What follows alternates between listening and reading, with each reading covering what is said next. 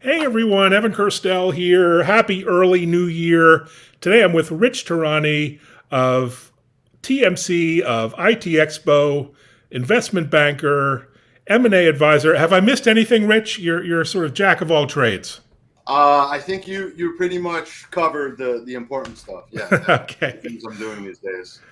Well, we've known each other for many years, primarily through your amazing events, in particular IT Expo, which is just around the corner.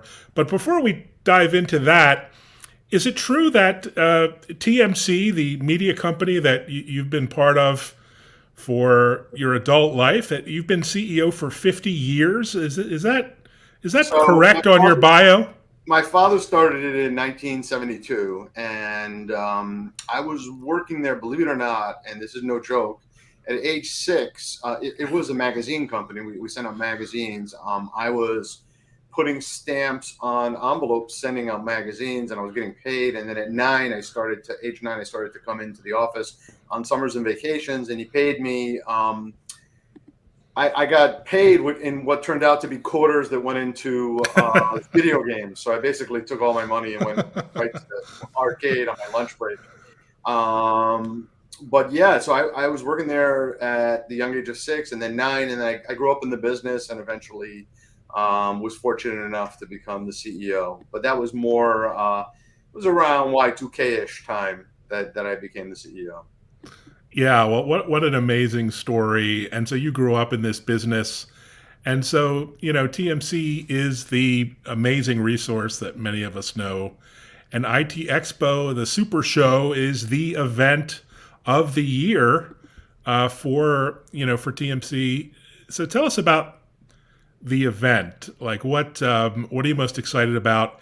And how many? What you've been on a streak here? Is it 20 years that you've So our been company, as hosting? you mentioned, it's 50 years, but this is the 40th show, and 40th. Oh man, we're dealing with like large numbers in tech. This is yes, one of unbelievable. the we were talking about this is one of the longest running tech shows with the same name, the same ownership, not an association show. It's just a privately held event, and we're fortunate enough that it's lasted through.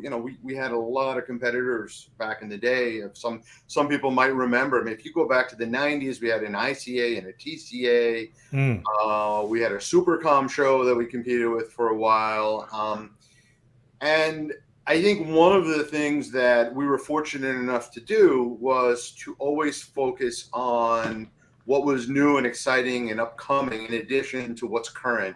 But we really wanted to focus on the things that the companies needed to do to improve so that they could come to the show and they could learn about how to make their businesses better. And the audiences that we served were and continue to be telecommunications carriers like your traditional Verizon, Sprint, and all the way to the rural telcos and wireless telcos, and from there, enterprise, small to medium business, resellers as well, which now we call them MSPs.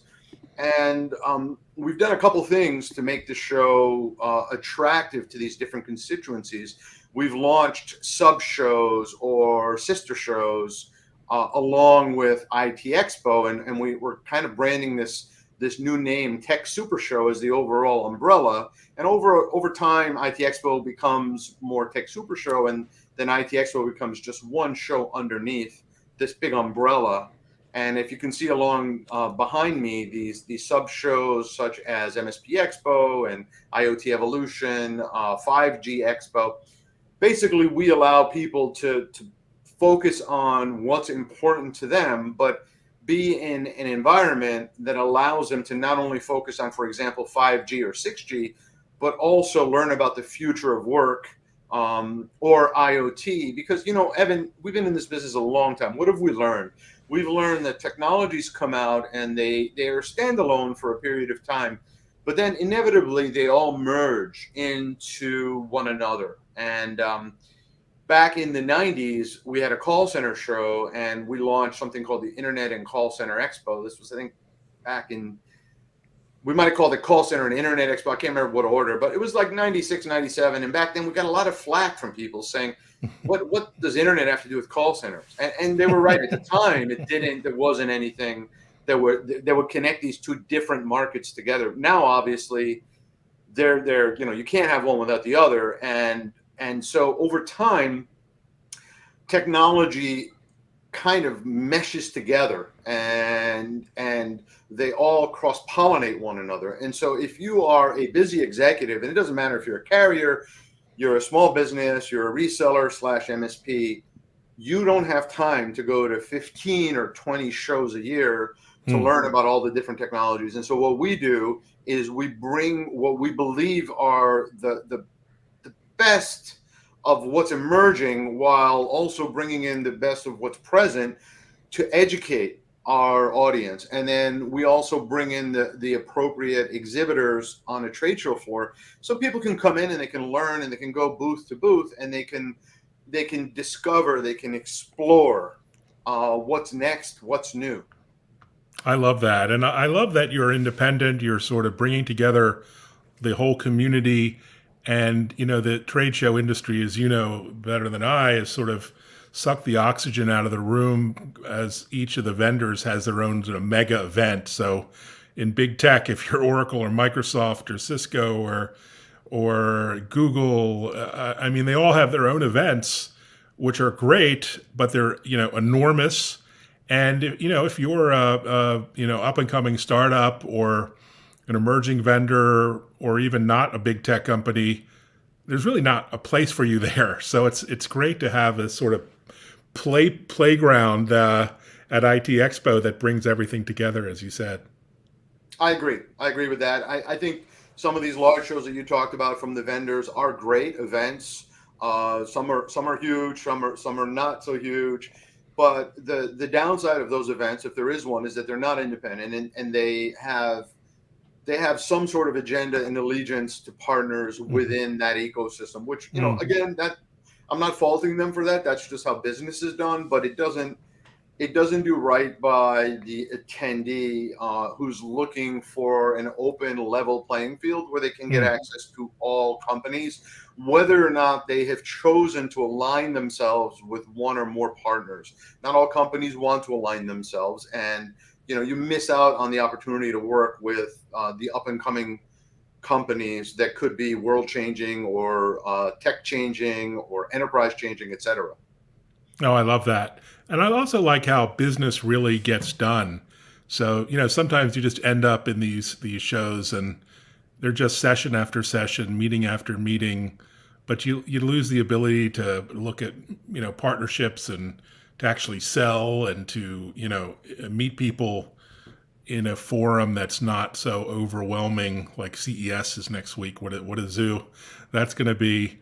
And so, the scale is really nice. Although you do have quite a big, you are taking over the convention center down in Fort Yeah, we'll Lauderdale. be So, about 8,000 plus people, all right. somewhere in that range. So, and I tend to like shows. What I've learned personally, and this is my own personal opinion, everyone has their own opinion.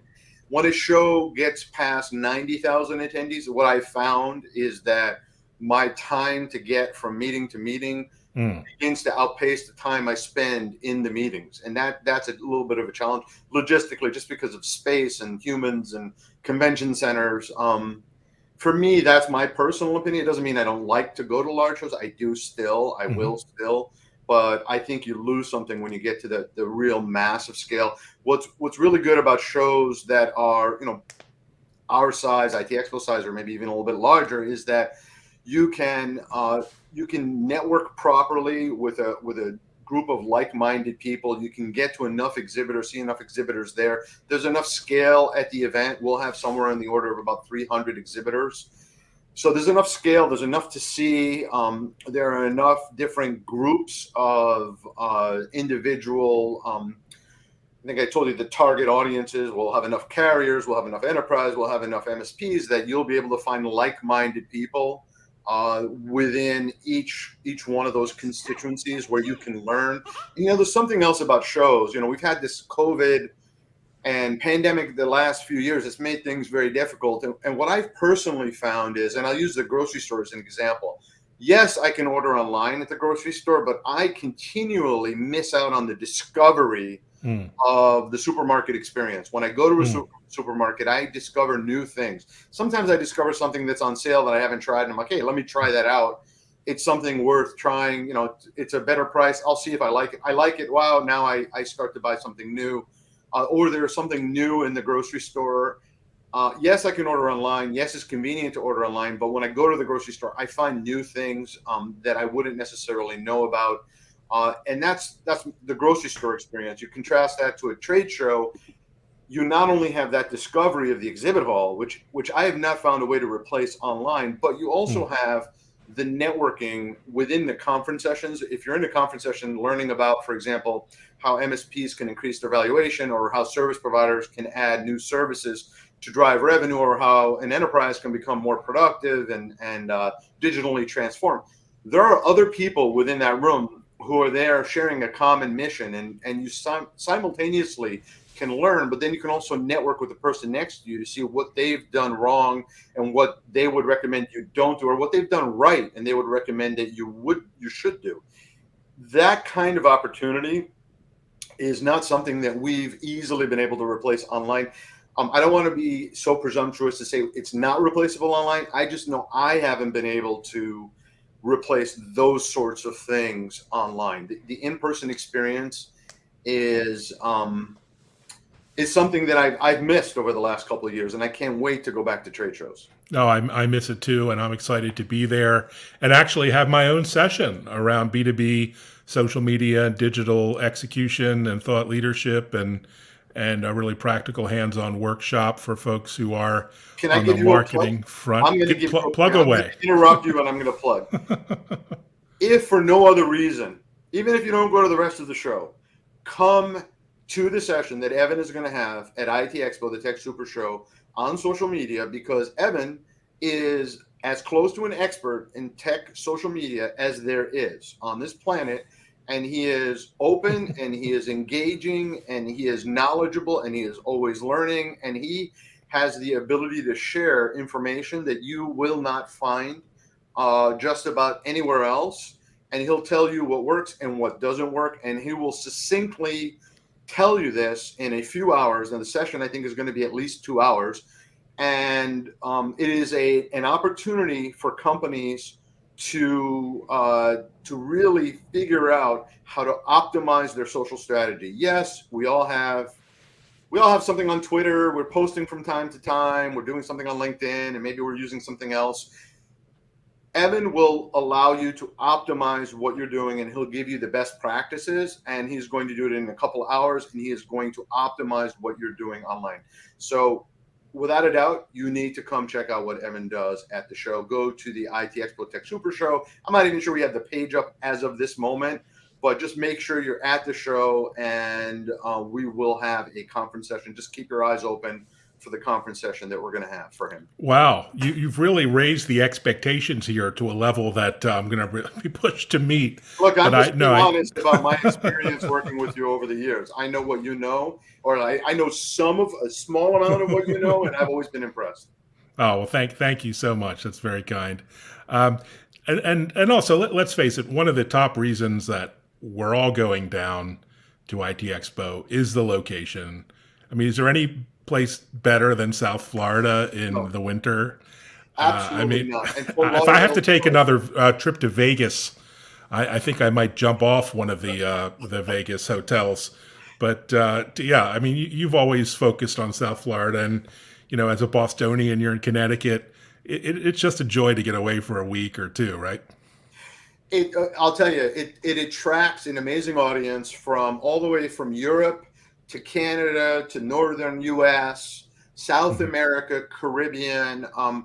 We're not as strong in Asia and Mexico. I've noticed when we used to do shows on the West Coast, we were stronger with Asia and Mexico. But literally, other than Asia and Mexico, we are extremely strong in terms of all those other areas that I mentioned. And again, the timing you said is it's a really good time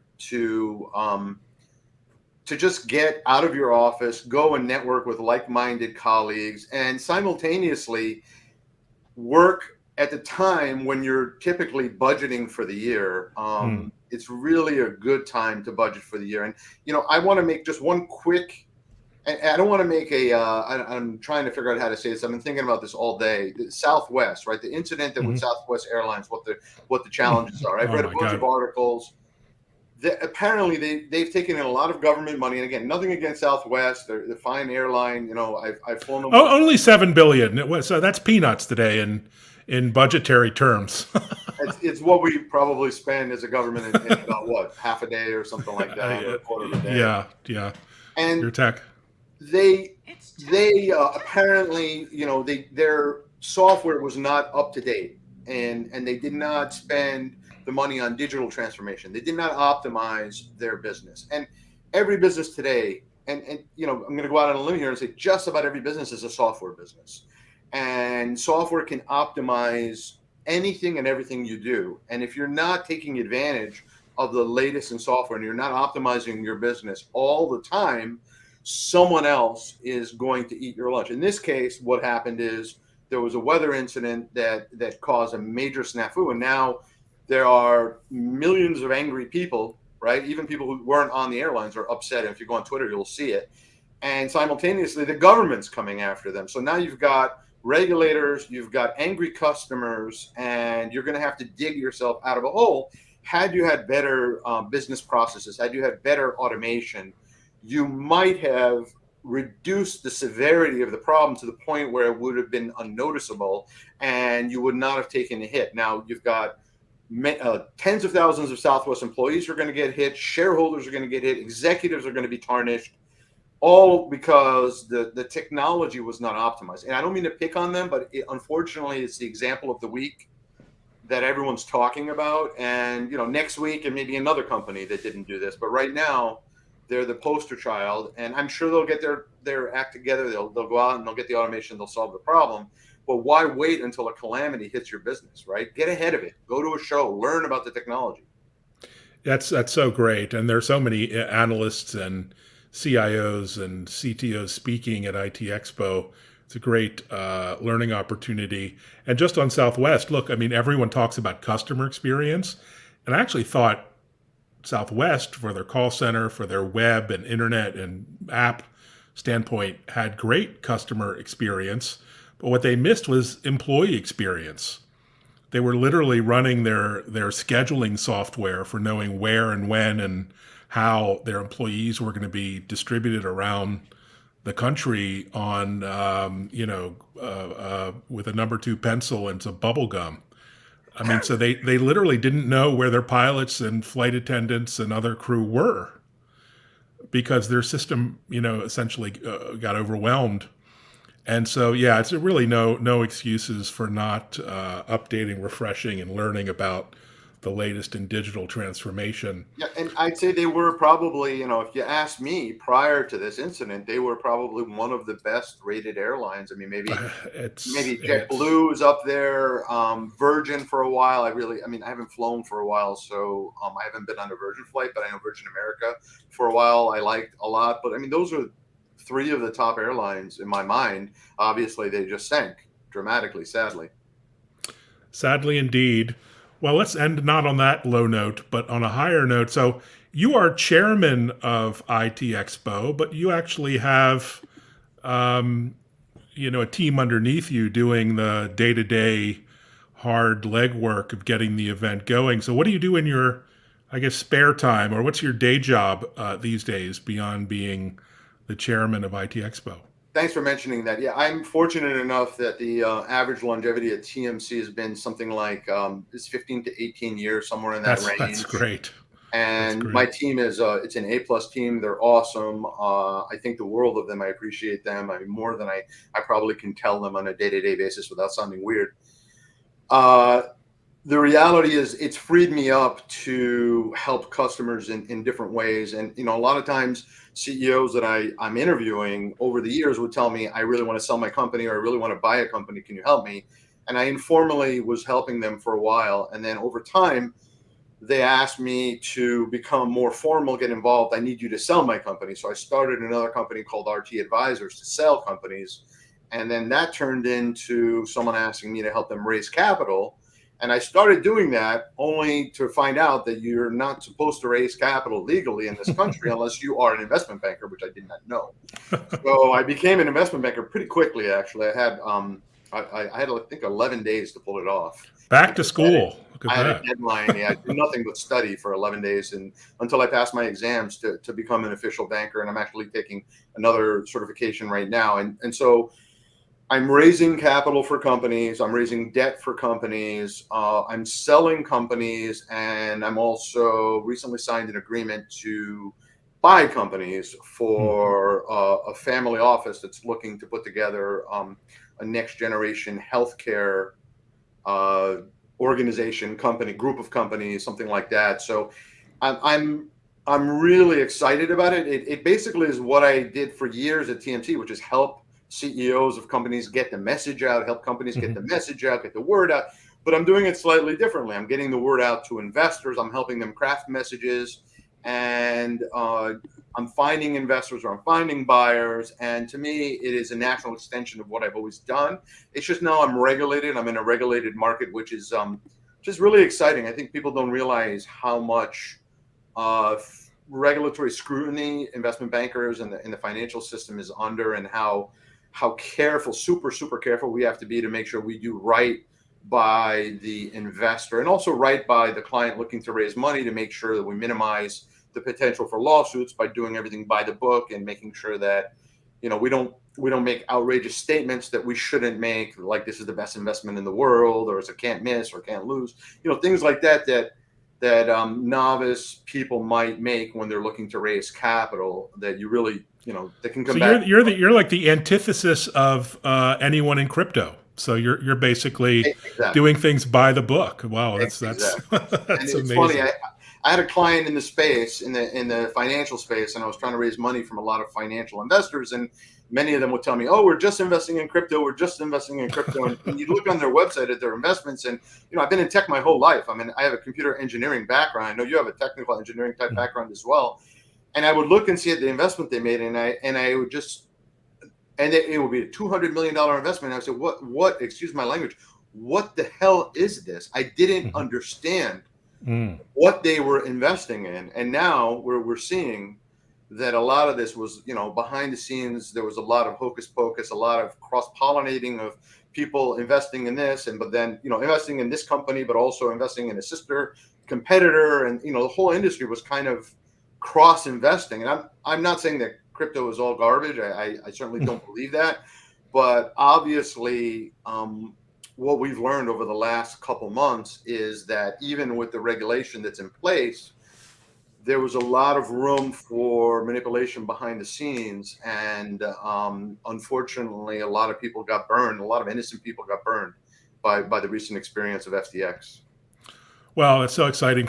Excited for you, investment banker with tech and market knowledge. Wow, that's quite a power play there. Well, look, Rich, I'll see you online on Twitter and LinkedIn, and we will catch you down in Orlando in just, gosh, it's all under 60 Fort days. Lauderdale. So, Fort Lauderdale. so Fort Lauderdale, yes, I will be Orlando's getting going to be cold in February, so another you don't want place to be there. I'm tired of going to. I'm really looking forward to Southern vibes, Southern Florida vibes. So thanks so much for sharing Thank you, your Evan. insights and updates, and we'll catch you on Twitter. Sounds great. Hi, Take care. everyone. Bye bye. Take care.